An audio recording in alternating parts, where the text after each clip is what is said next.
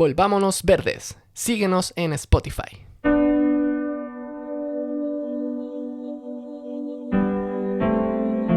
Si realmente queremos abordar el cambio climático, debemos hacer realidad la equidad de género. Catherine Wilkinson.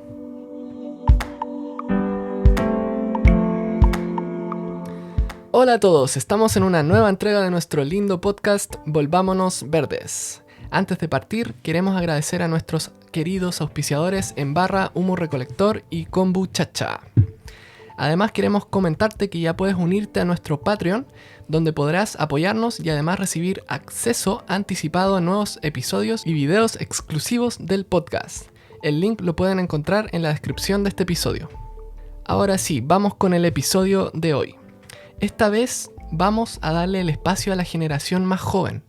Invitamos a Julieta Martínez, de tan solo 18 años. Es activista por la justicia climática y la equidad de género. Es fundadora de la Fundación Tremendas, integrante del grupo de trabajo juvenil de ONU Mujeres. Tiene ya 2 charlas TED y ha participado en varias COP. Es de verdad impresionante todo lo que ha hecho siendo una adolescente. Vamos con la conversación.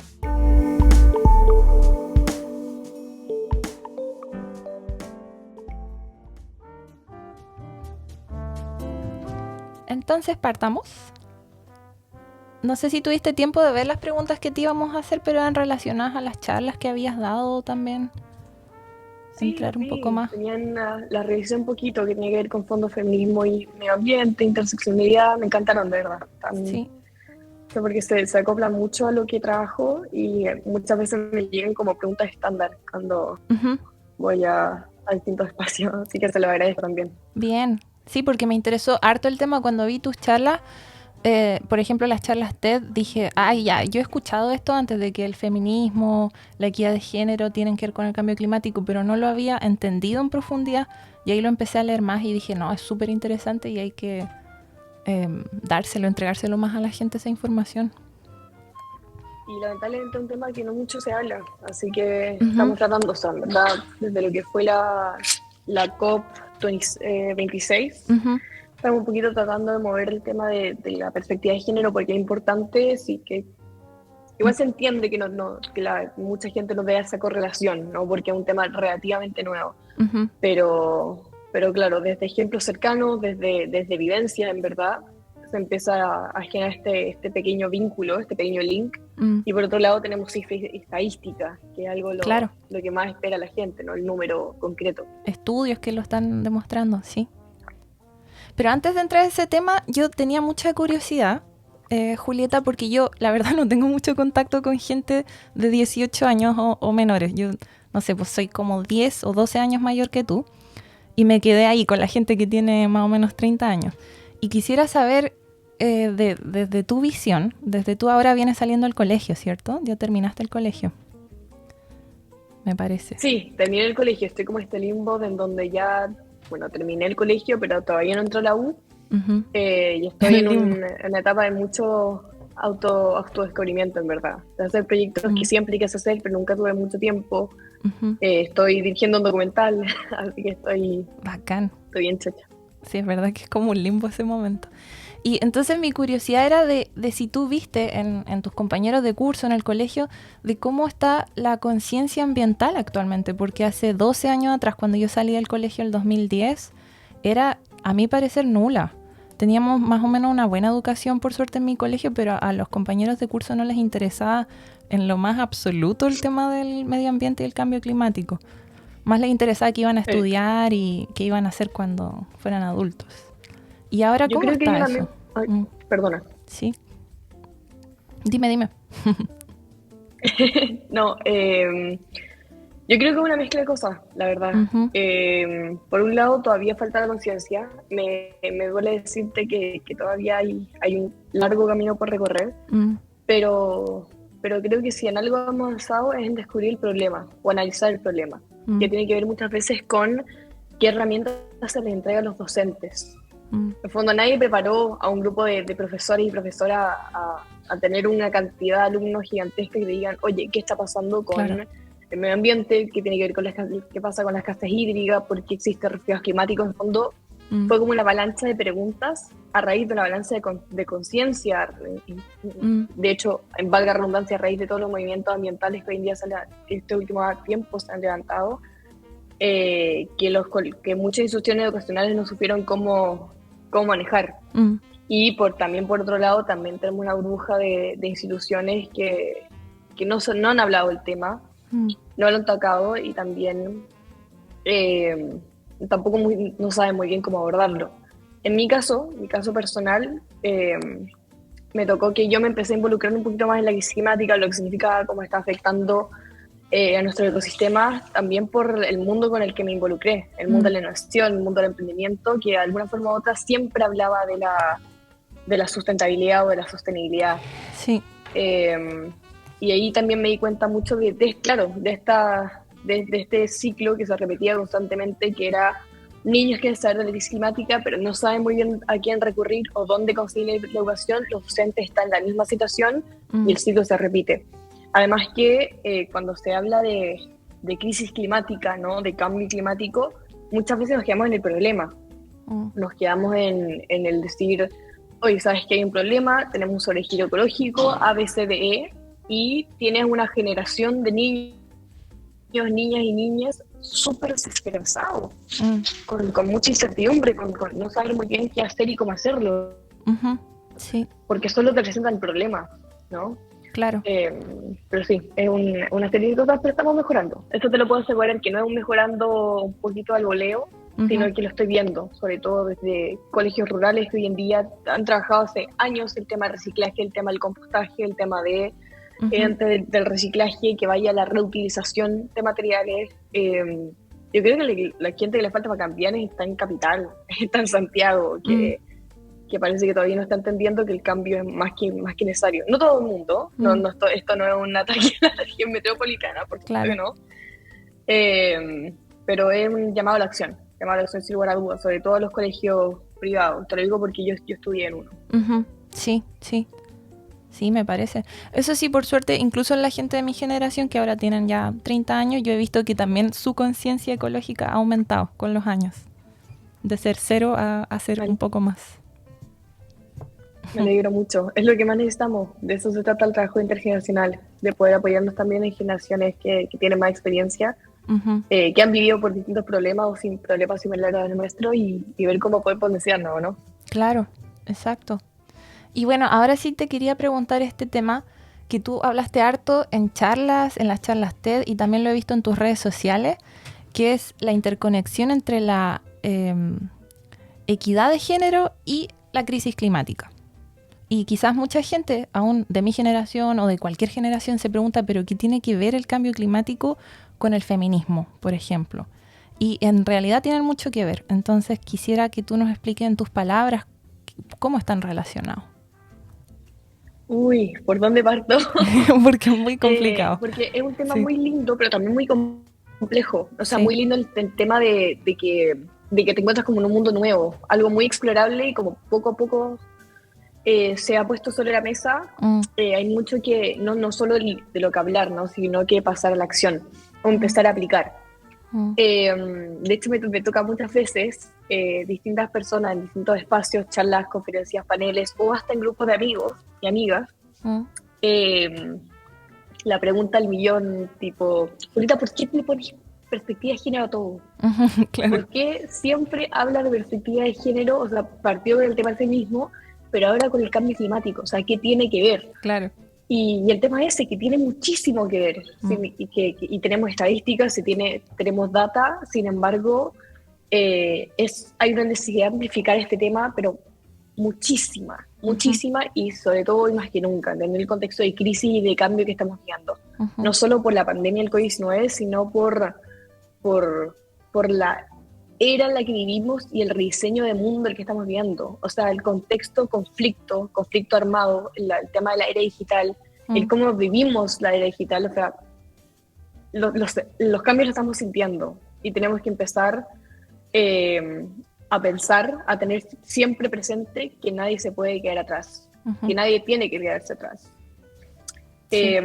A ver, cuando hablamos de género y cambio climático, tenemos que empezar a hablar una superposición de desigualdades, de darnos cuenta que si bien el cambio climático, la crisis climática nos va a afectar a todos, a todas y a todos, van a haber grupos que se van a ver severamente amenazados, y entre ellos están mujeres y niñas. Es decir, no es coincidencia que cuando hablemos de desastres naturales, por ejemplo, las mujeres sean 14 veces más vulnerables a fallecer en un desastre climático, en un desastre natural. O por otro lado, una herramienta fundamental para poder reaccionar, en fondo, llega la crisis climática, ¿cómo salgo del problema? Lo primero es estabilidad económica, es tener herramientas, es tener autonomía, es tener independencia. Y actualmente tenemos alrededor de más de 2 billones de mujeres que no tienen la misma estabilidad económica que un hombre, porque siguen atrapadas en los roles de cuidados, porque siguen en contexto de violencia intrafamiliar, porque siguen cayendo en matrimonio infantil, matrimonio adolescente, siguen en un contexto de opresión constante, sistemático, que se repite y se repite y se repite, y por eso es tan importante cortar la cadena.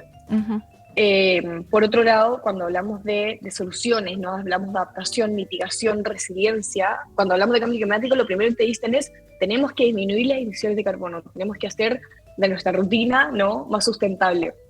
Y te encuentras, por ejemplo, con proyectos como el proyecto Drawdown, que es un estudio que estima que si le diéramos a todas las niñas del mundo acceso a la educación y a la planificación familiar, podríamos llegar a reducir hasta 105 gigatoneladas de CO2 para el año 2050. El 2050 está muy lejos, pero cuando hablamos de gigatoneladas es una cuestión impresionante. Sí. O sea, si tratamos de, comillas, de glosar esos 105 gigatoneladas, podemos llegar a pensar que no comer 1 kilo de carne significa disminuir 12,4 kilogramos, si no me equivoco, y aquí estamos hablando de gigatoneladas. O sea, de verdad es una tremenda oportunidad, es un cambio que, o sea, es una oportunidad y es una solución de que todavía no tenemos tan presente como la deberíamos, que se debería trabajar en términos de escasez hídrica, entendiendo que hoy en día las mujeres son 8 de cada 10 mujeres se encargan de administrar el agua de sus hogares,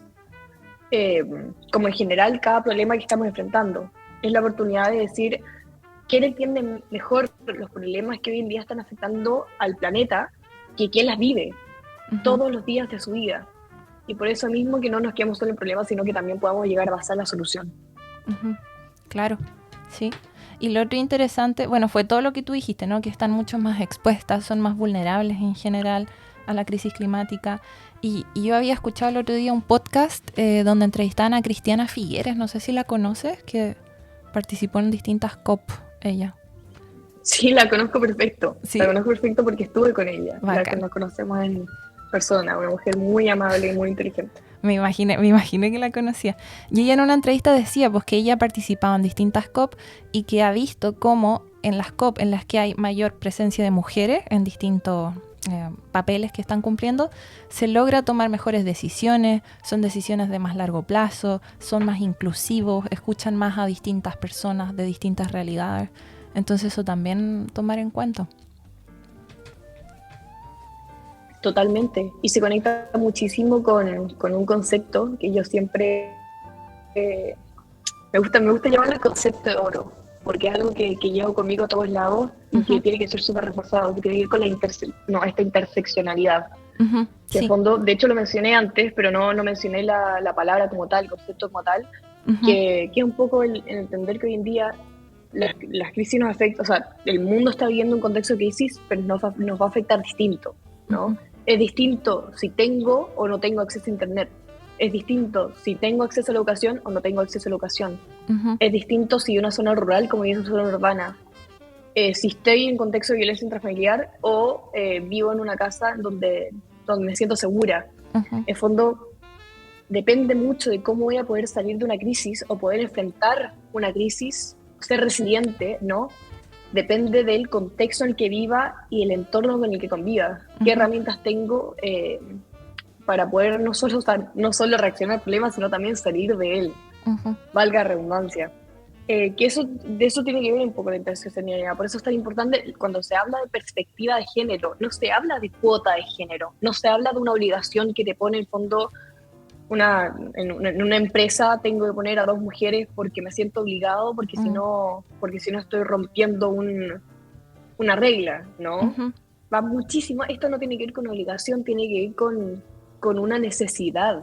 Uh-huh. Cuando se le entrega una perspectiva o se le pone una perspectiva de género a un plan de acción, a una política pública, a un proyecto de ley, en el fondo lo que estás haciendo es no solo hacer un proyecto ambicioso, es hacer un proyecto efectivo.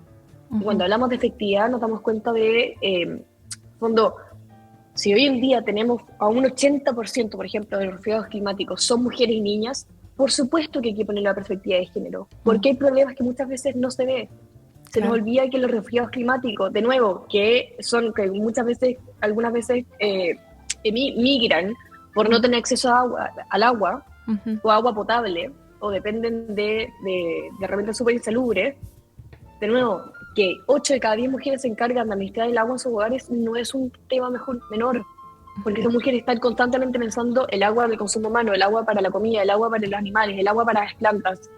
Viven adaptándose, viven midiendo, calculando cómo puedo cuidarme a mí, pero también cuidar a mi comunidad. Y lamentablemente creo que el país, por ejemplo, aquí en Chile, para ya centrar un poquito lo que sería hoy en día aquí, ¿no? Creo que poco a poco nos hemos acostumbrado muchísimo a escuchar cifras nomás, a tratar a la gente como cifras. Cuando escuchamos que hay alrededor de 250.000 personas sin acceso al agua potable, se queda como eso nomás, como un número, sí, como una cifra más que escuché en la radio. Y algo que tenemos que empezar a romper, pero, o sea, uno para empezar a humanizar el problema, darnos cuenta que atrás de cada cifra hay una persona. Y cuando trabajamos o ponemos sobre la mesa el tema de la conexión género-clima, no es solo algo que sea bueno para el planeta, es algo que salva vidas. Sí. O sea, una niña educada no solo mejora su calidad de vida, sino que le permite cambiar y generar un impacto positivo en su comunidad. Le permite no tener estabilidad económica, que no dependa de un otro, que no dependa de un hombre, que no tenga hijos a los 17 años cuando no quería, tenía ganas de ir a la universidad pero no pudo, que no termine con progreso menstrual, que tenga acceso a métodos anticonceptivos, ¿no? Que no termine con una infección a los 18 años y termine falleciendo. Y cada ejemplo que pongo sobre la mesa son ejemplos que he estudiado y que he visto también, de realidades que se viven en el país y que hoy en día no estamos visibilizando. Por eso mismo se trata de empoderar, pero también de dar oportunidades, dar herramientas y mecanismos de acción para poder ser partícipe de la vida pública y en general poder llegar a cumplir nuestras metas, sean cuales sean. Claro. Y mencionaste ya varias veces el rol de la educación y tú hablaste varias veces en algunas charlas del rol de la educación de las niñas y que eso es parte de la solución climática, como te escuché decir.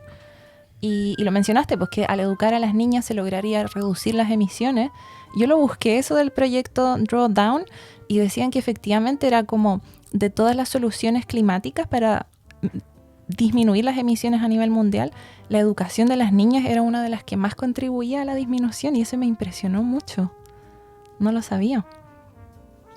Es un tema súper interesante, sobre todo cuando te das cuenta que esto es como una cebolla. Yo le llamo cebolla porque tiene capas, empiezan a encontrar con el problema a grandes rasgos. Oye, ¿por qué afecta directamente a la mujer? Oye, las mujeres son el 80% de los refugiados climáticos.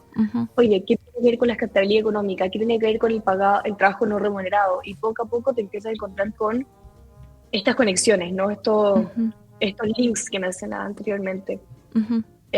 Ahora, con el tema de la educación, yo creo que todos y todas sabemos que la educación es una base, es la base de la sociedad.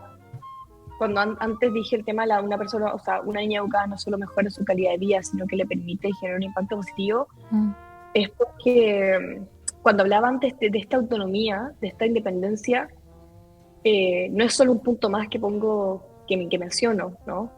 El tener independencia te da oportunidad de decidir lo que quiero o no quiero ser, lo que busco y lo que no busco, lo que decido y por qué lo decido también.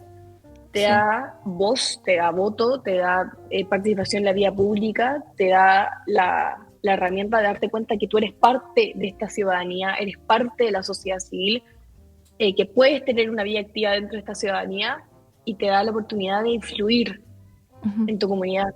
Influir no solo a través del voto, por supuesto, como el voto tradicional, ¿no?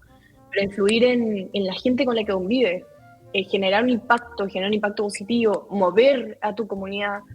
O sea, si yo tengo una niña educada que sepa sobre resiliencia climática, sepa, perdona, tuve un popurrí de palabras, sepa acerca de economía circular, aprenda sobre mitigación, sobre adaptación, lo que significan estos conceptos, que no sea un tema que solo se hable desde la comunidad científica, puede traspasar estos conocimientos a la gente con la que convive, que se interesen también por la sustentabilidad, se interesen también por la sostenibilidad, se interesen también por proyectos de triple impacto, ¿no? Que se den cuenta que cuando hablemos de la sostenibilidad tiene que ver con un pilar económico, ambiental y social, y esas tres cosas siempre tienen que ir de la mano. Y por eso hablaba antes de la reacción en cadena. Es algo que con lo que yo empiezo, pero no me lo quiero solo para mí, ¿no? No es un beneficio personal, sino que siempre se trabaja desde un sentido de responsabilidad y un sentido de compromiso. De hecho, una de mis palabras favoritas, el tema de la responsabilidad, cuando tú la pasas al inglés, te llegas a responsibility. Y si tú desglosas esta palabra, tienes response, que es respuesta, sí, y habilidad, que es habilidad, no, ability, que es habilidad, ¿no? Sí. La habilidad para responder. Y eso es a lo que estamos apuntando, la habilidad para que yo pueda responder a un problema, actuar frente a un problema, solucionar el problema y seguir adelante. Y que si yo tengo esa oportunidad, significa, si una niña tiene acceso a la educación, significa que es 1000 veces más probable que si tiene hijas, por ejemplo, también tengan acceso. Claro. Yo soy la segunda generación de mi familia que tiene acceso a la universidad, que si quiero ir a la universidad tengo acceso a. Y probablemente si yo decía en un futuro tener hijos, tengo una niña, ¿no? También van a tener la misma oportunidad, si es que no tenemos un contexto de crisis extrema, por supuesto, pero esa es otra historia. A lo que hoy que tiene que ver con esta reacción en cadena, ¿no?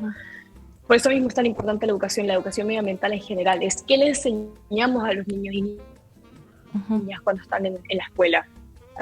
¿Qué aprenden? Aprenden más allá de biología, matemática, lenguaje, que son fundamentales sin lugar a dudas, pero hablar de crisis climática, hablar de equidad de género, hablar de la importancia de la equidad de género, que rompamos con estos estereotipos, estos dibujitos que se le ponen algunas veces que se le presentan a los niños, como el tema del feminazi, por ejemplo. O sea, qué atrocidad más grande comparar con un movimiento que busca la igualdad entre el hombre y la mujer y ponerlo al lado de un movimiento como el nazismo.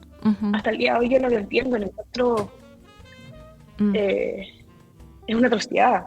Sí. Por eso mismo se trata de reivindicar ciertos términos y repensar cómo queremos ver el futuro.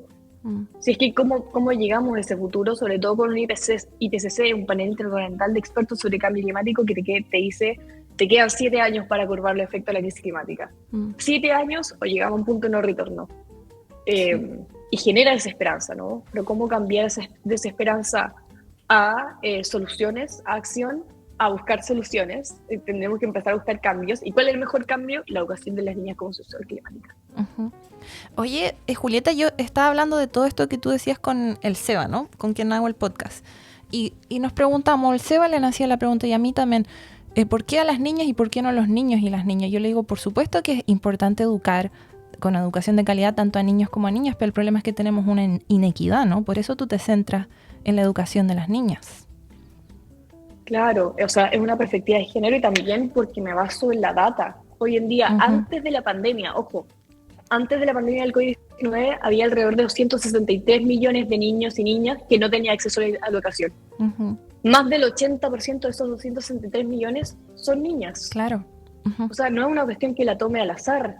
Hoy en día yo trabajé hace no mucho tiempo atrás, fui a San Felipe a dar una charla y había niñitas que se quedaban menos de 2 horas en la escuela, menos de 2 horas, porque tenían que o hacer los trabajos domésticos, a cuidar al hermanito, a cuidar al abuelito, a cuidar a el papá que está enfermo, y el ciclo se repite y se repite. Eran esas mismas niñas las que me contaban, sabes que no siempre puedo ir al colegio porque tengo que hacer la comida, para que cuando llegue mi familia haya comida en la casa ya lista.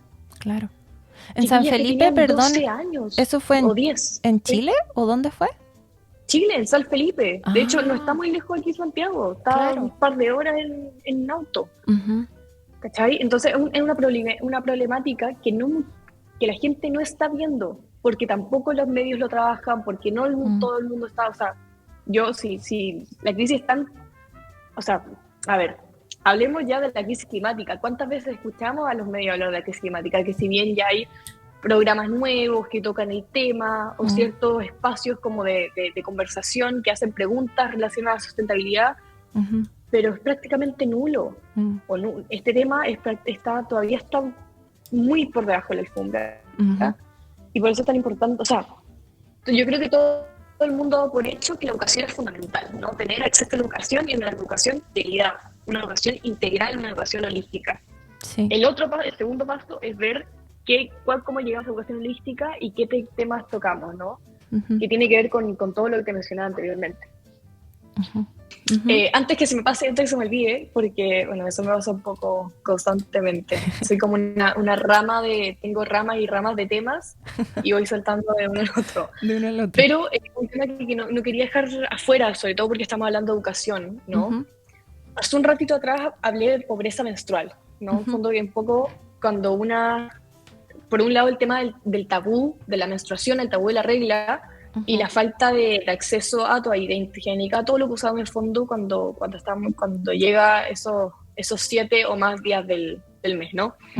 A ver, actualmente no solo se trata de pobreza menstrual, no solo se trata de la falta de accesibilidad, sino se trata de que todavía existe el tabú de la menstruación, de que si estoy con la regla, no quiero que mis compañeros me vean, y todavía tenemos a niñas y adolescentes que faltan 7 días del mes al colegio porque están con la regla, porque están con la menstruación.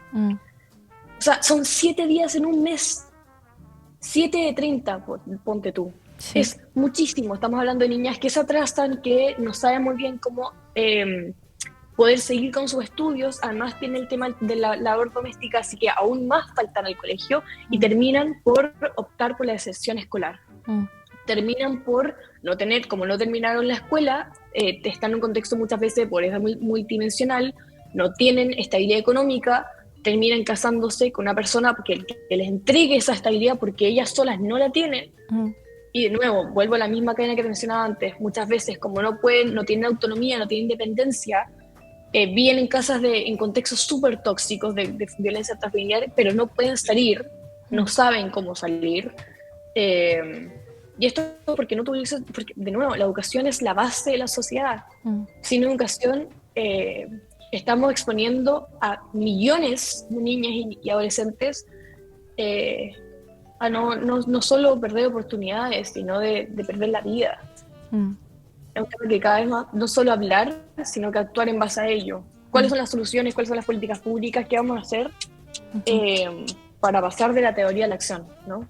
Claro, eso también es una buena pregunta. ¿Qué hacer? O sea, mejorar la educación, ¿cómo? A nivel de país, por ejemplo, en Chile. Y también se trata muchas veces de, en fondo, siempre está la pregunta de cómo mejorar la educación. Y por supuesto que yo no tengo la respuesta final, no soy, pero sí puedo añadir como, o dar es lo que siempre digo, no soy la experta y estoy segura que hay gente que es 1000 veces más capacitada que yo para dar esa respuesta de cómo mejorar la educación en términos como ya teóricos, ¿no?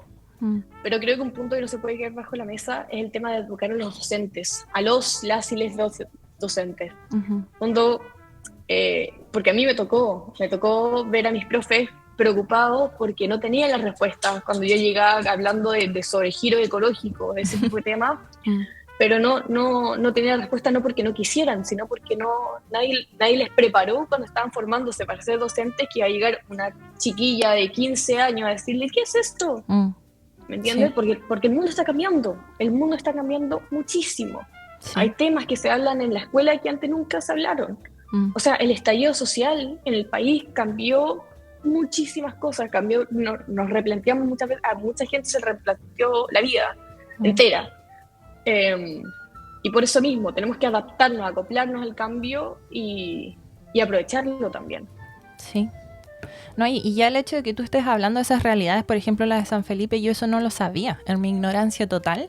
Yo quizás viví en una burbuja también, en mi propia burbuja, mi sistema, mi nivel social, etcétera, y no sabía que aquí también tenemos un grave problema con la inequidad de género en la educación de las niñitas.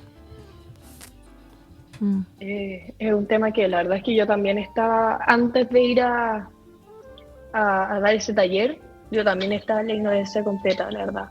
Y yo creo que tiene que ver con eso, que son experiencias que se tienen que vivir, en el sentido de hay gente que tiene que empezar a verlas, a sentirlas, a escuchar, no sentirlas, a escucharlas. Lo que necesitan esas niñas no necesitan que alguien llegue con este intento paternalista, ¿no? Como con este fenómeno del del superhéroe. Así como, no, yo te voy a salvar. Son niñas que necesitan ser escuchadas. Que se sienten con ellas, a que te cuenten cuáles son los problemas, cómo lo están viviendo, y que las autoridades hoy en día se sienten con ellas a hablar, a conversar y a escucharlas. Porque en base a sus vivencias pueden llegar a soluciones reales, ¿no? Las mismas soluciones que las que te mencionaba anteriormente. Poco a poco se están abriendo espacios para incluir a NNA en la participación de soluciones, de políticas públicas tremendas. La fundación, tuvimos una mesa presente en el diseño, el desarrollo de la primera política de género del área de ciencia y tecnología, y fue un tremendo avance. Porque tenía chiquillas de 12 años, 14 años, 13 años que están interesadas en el mundo de las ciencias biológicas, astronómicas, robóticas, niñas que están interesadas en el mundo de la programación, que han vivido violencia de género, han vivido, están en situaciones en donde el ser mujer, su género se convirtió en una barrera más del que tenía que atravesar, y en base a sus experiencias traen soluciones, traen testimonios.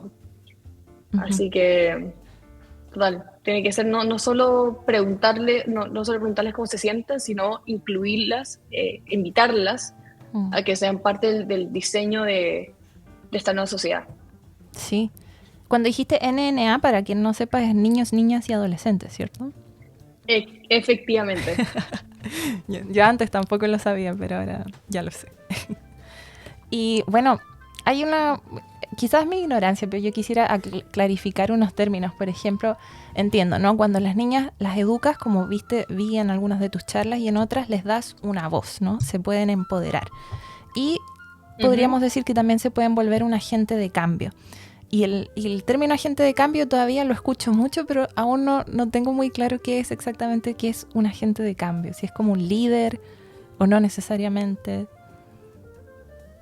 Me encanta esta pregunta porque la verdad mi concepto de agente de cambio cambia todos los días. Valga la redundancia, cambia todos los años y todos los meses, porque siempre se descubre algo nuevo. Pero para mí el ser agente de cambio, o la idea del change maker, que suena suena como tan lejano. A ver, lo que yo diría de agente de cambio se trata un poco de tomar todo aquello que te dé rabia, que te dé pena, que te dé angustia, que te genere algún tipo de molestia, y que eso mismo se convierta en tu motor de cambio. Tenemos una sociedad, una sociedad con una mentalidad crítica cada vez más presente, ¿no? Que es genial, es maravilloso que tengamos una mentalidad crítica, pero lamentablemente muchas veces nos quedamos en eso nomás, en criticar un sistema, criticar a una persona, criticar un problema en particular, pero no hay solución. En el fondo, no, me carga lo que está haciendo tal persona. Bueno, entonces, ¿qué hacemos para cambiarlo? ¿Qué se necesita? Y esto estoy hablando de personas que muchas veces tienen las herramientas para cambiarlo, pero no lo hacen. No lo hacen porque todavía está esta zona de confort, ¿no? Que es muy agradable, y el salir de ella no siempre es de la noche a la mañana.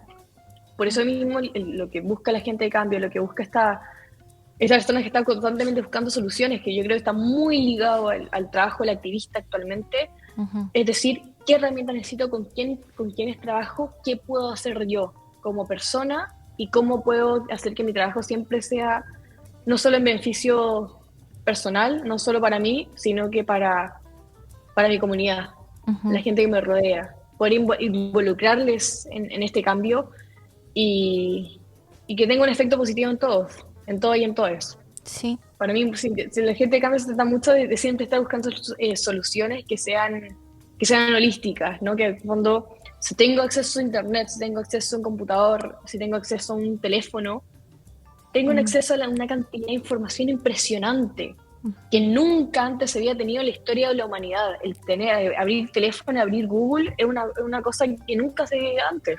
O sea, yo siempre, esto es una conversación que siempre tengo con mis papás. En fondo, cuando ellos tenían mi edad, vivían muy en su burbuja, pero es porque no sabían lo que estaba pasando al otro lado del país. Claro. Mucho menos al otro lado del mundo.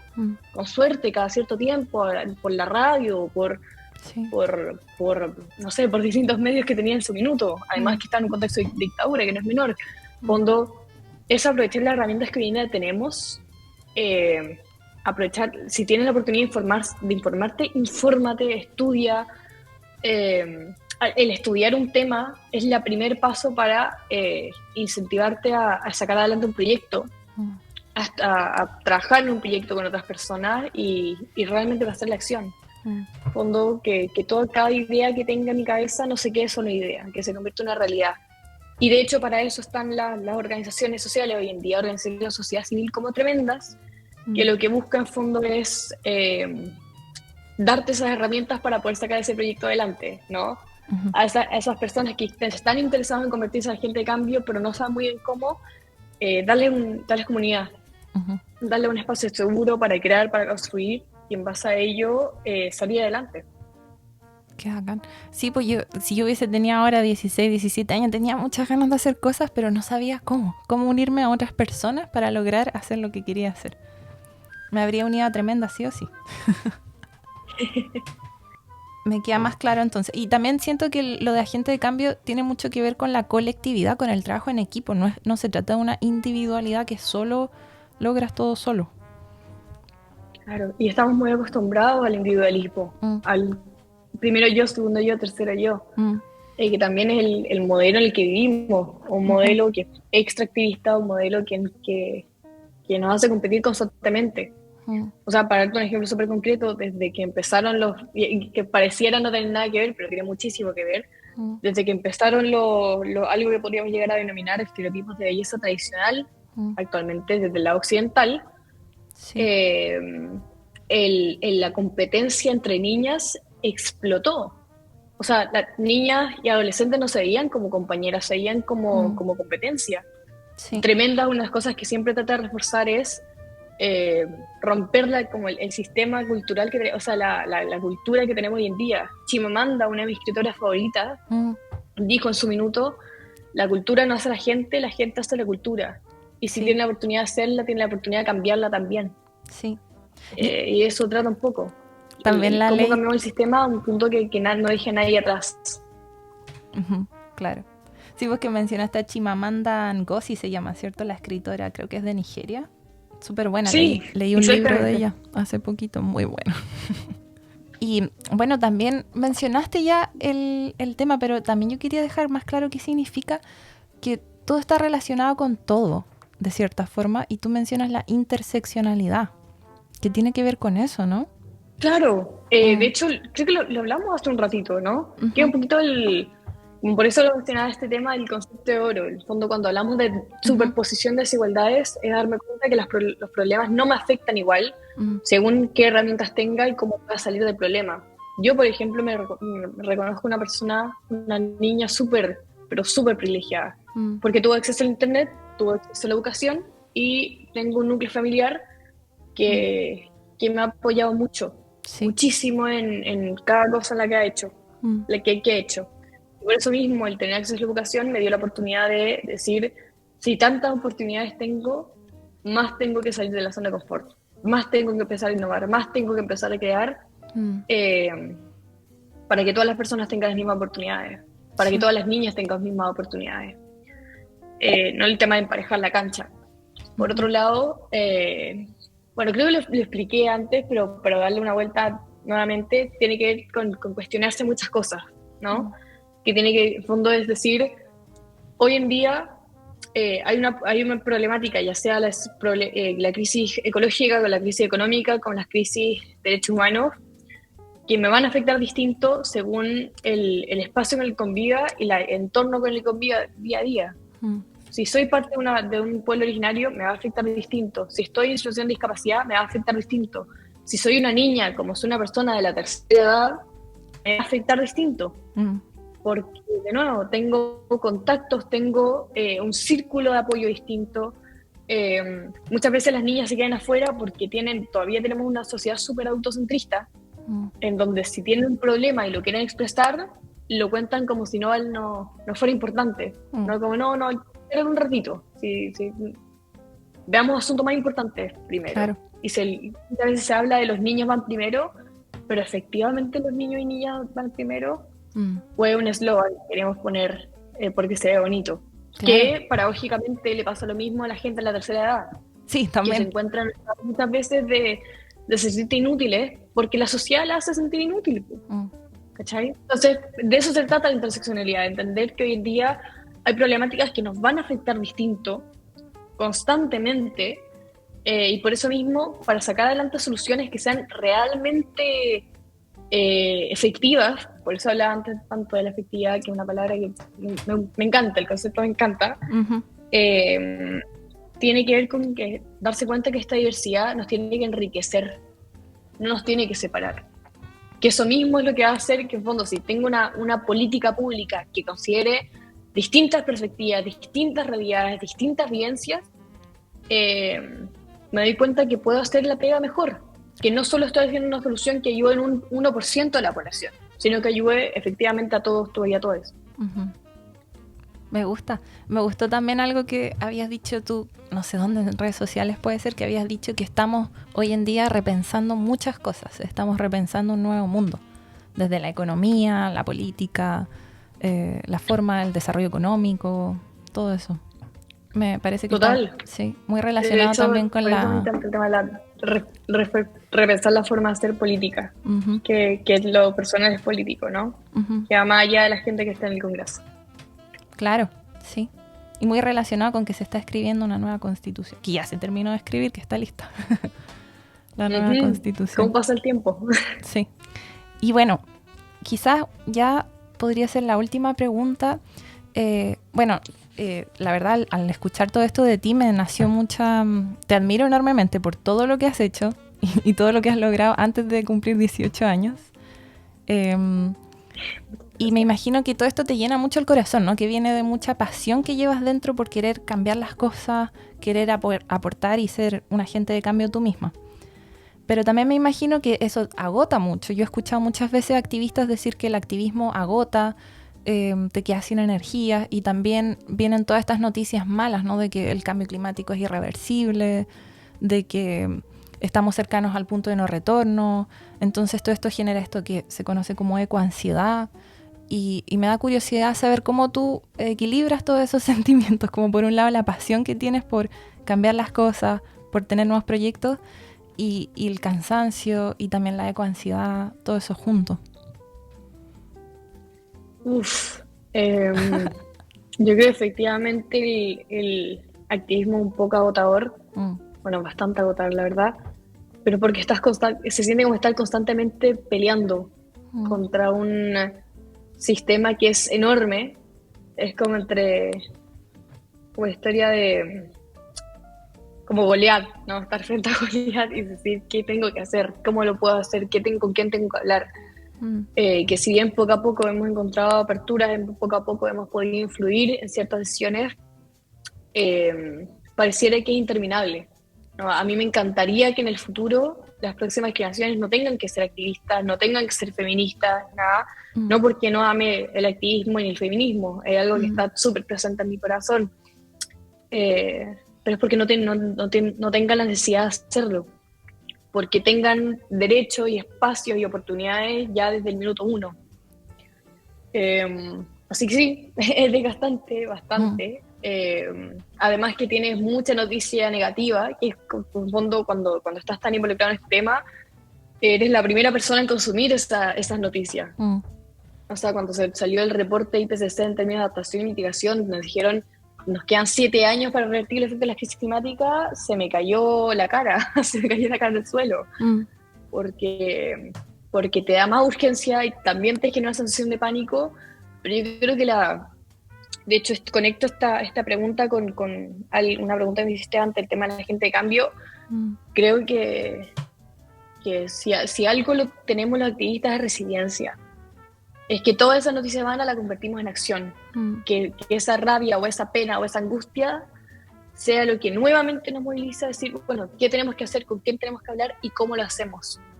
Que antes se veía imposible, pero hoy se ve más posible que nunca. Más posible que nunca. El que inviten activistas a la moneda cuando fue la firma y la ratificación del Acuerdo de Escazú no es menor. Porque poco a poco no se trata de reconocer el trabajo, por supuesto que no. Yo lo que menos busco es que, no se pongan en un diario contando lo que está haciendo. Sino que el darse cuenta que si nos estamos movilizando tanto es por algo. Es porque hay una crisis ecológica, hay una crisis ambiental, hay una crisis de derechos humanos y algo que tenemos que empezar a trabajar ya. Así que yo creo que te enseña muchas cosas el activismo. Yo, más allá de que pueda estar agotada algunas veces o que llegue a un punto donde ya es muchísimo y casi siento que no me la puedo, pienso en la comunidad que he construido. Las chicas con las que trabajo en esta fundación que empecé cuando tenía 15 años, me sentí muy sola al inicio, cuando partí con todo esto, porque no sabía a quién acudir, no sabía con qué en el fondo era. Me sentí igual que tú, de hecho, cómo parto el proyecto, con quién hablo, con quién lo trabajo. Lo tuve que hacer todo sola, con el computador, diciendo qué organización, cuál es la diferencia entre una fundación, qué es una personalidad jurídica. Pero me sentía muy sola. Y hoy lo último que me siento es sola. Porque tengo una comunidad que está conmigo, las buenas, malas y más o menos, que también está interesada en buscar soluciones, que también está buscando cambio. Y son tantas, pero tantas personas a lo largo del mundo, trabajando día a día por un futuro mejor, por más cliché que eso pueda llegar a sonar. Y eso también me trae mucha esperanza. Que lo que más necesitaba para poder volver a levantarme a la cama y decir, bueno, ¿qué toca hoy? Claro, es como una montaña rusa, me imagino. A veces uno está arriba, a veces está abajo, pero continúa. Y necesitas resiliencia también, como dices. Y momentos Totalmente. de descanso. También darse momentos de descanso. Se intenta, se trata. No estar full todo el rato. Qué bacán. Julieta, muchas gracias por tu tiempo y también por todo el trabajo que has hecho, y me imagino que vas a seguir haciendo muchas cosas más. Estoy en eso, estamos en eso, como tremendas. Ahora acabamos de lanzar nuestra segunda academia Atómicas, que es una academia que está pensada para las mujeres chicas, niñas, adolescentes que estén interesadas en el área STEM, que es todo lo que es ciencia, tecnología, ingeniería y matemáticas, que son atómicas, vale la redundancia, de verdad son increíbles. Bacán. También lanzamos nuestra segunda academia, que es de climáticas, que de hecho trabaja la educación de las niñas con solución climática, que cada vez hay más niñas interesadas en el tema. Yo estoy dirigiendo mi primer documental, que estoy extremadamente feliz. No puedo decir lo feliz que estoy, porque ha sido una experiencia maravillosa. Y también para poder visibilizar la historia de estas chicas que están demostrando que el cambio es posible. Y que si hay niñas de 12 años pensando en el cambio, es porque los adultos están haciendo algo mal. Y de ahí tiene que empezar a cambiar. Claro. Y otra frase que te había escuchado a ti o a alguien fue: la juventud no es el futuro, es el presente. Y eso me gustó mucho también. Totalmente. Soy el presente y cada vez me lo están demostrando más. Cuando hablemos de los niños van primero, que de verdad los niños vayan primero. Que tengan la oportunidad de participar, que tengan la oportunidad de informarse y que saquemos adelante un trabajo colectivo que sea multisectorial e intergeneracional también. Perfecto. Bien.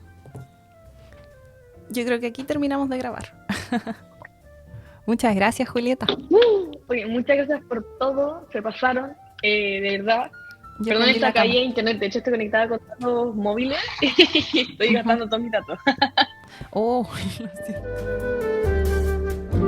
En la descripción de este video les dejamos algunos links a unas charlas TED que encontré y que son muy interesantes. Hablan de temas que uno en verdad no lo sabe, no se hablan lo suficiente, así que hay que compartir. Así que por favor vayan a los links que les dejamos. Bien, excelente. Agradecemos nuevamente a nuestros auspiciadores que son... Humo Recolector son inciensos naturales hechos en base al canelo que vienen de residuos de la industria y huelen muy rico. También En Barra, que son champús, acondicionador, jabones en barra y otros cosméticos que no están envueltos en plástico, también son veganos y son biodegradables. Y por último, Kombuchacha es una bebida muy rica, viene de té fermentado, es buena para la digestión también, es orgánica, es vegana, imagínate. Wow, impresionante. Es bacán. Muchas gracias En Barra, Humo Recolector y Kombuchacha por apoyarnos. No olviden apoyarnos en Patreon también. Muchas gracias a todos nuestros auditores. Que tengan una buena semana. Chao. Chao.